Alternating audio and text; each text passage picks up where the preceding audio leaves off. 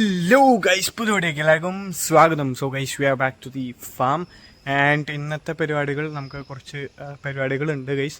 നമുക്ക് seed sowing ഉണ്ട്, transplanting ഉണ്ട്, പിന്നെ അതേ അവിടെ കിടക്കുന്ന NFT ചാനൽ ക്ലീനിങ് ഉണ്ട്. അങ്ങനെ കുറച്ച് പരിപാടികളുണ്ട്.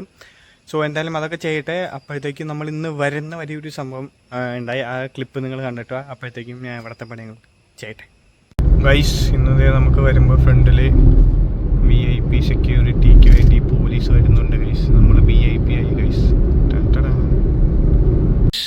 നമ്മൾ സീഡൊക്കെ ഇട്ട് സെറ്റാക്കി കൊടുത്തിട്ടുണ്ട്.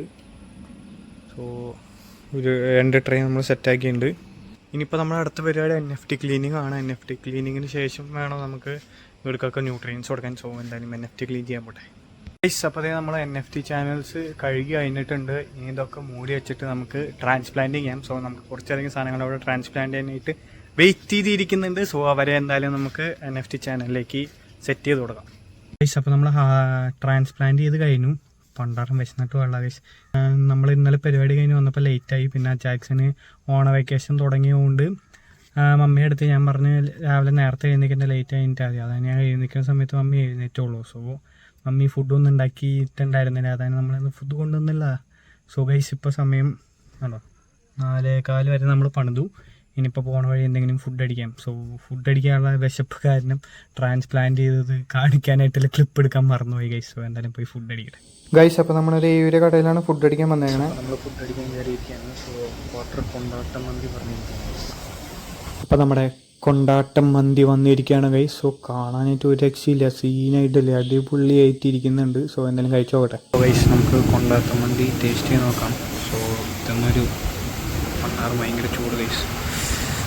2 പീസിനെ എടുത്ത് റൈസിലങ്ങോട്ട് മസാലയും കൂടി അങ്ങോട്ട് മിക്സ് ചെയ്തിട്ട് കഴിക്കട്ടെ.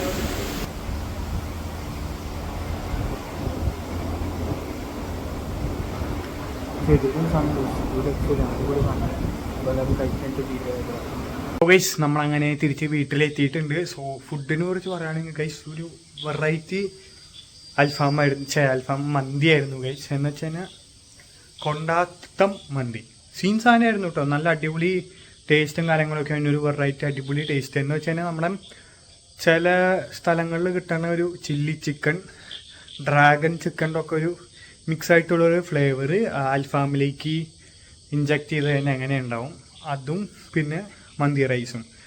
അപ്പോൾ ഇതെല്ലാം കൂടി മിക്സ് ചെയ്ത് മയോണൈസൊക്കെ മിക്സ് ചെയ്ത് കഴിക്കുമ്പോൾ സീൻ ടേസ്റ്റ് ആയിരുന്നു ഗൈസ്.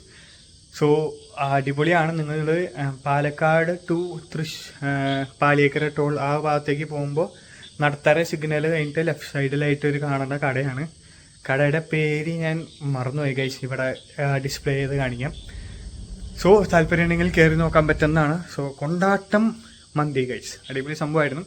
സോ അപ്പോൾ ഇത്ര നമ്മുടെ ഇന്നത്തെ ഇവിടെ 4 അടിപൊളി വ്ളോഗ് ആയിരുന്നു. എല്ലാവർക്കും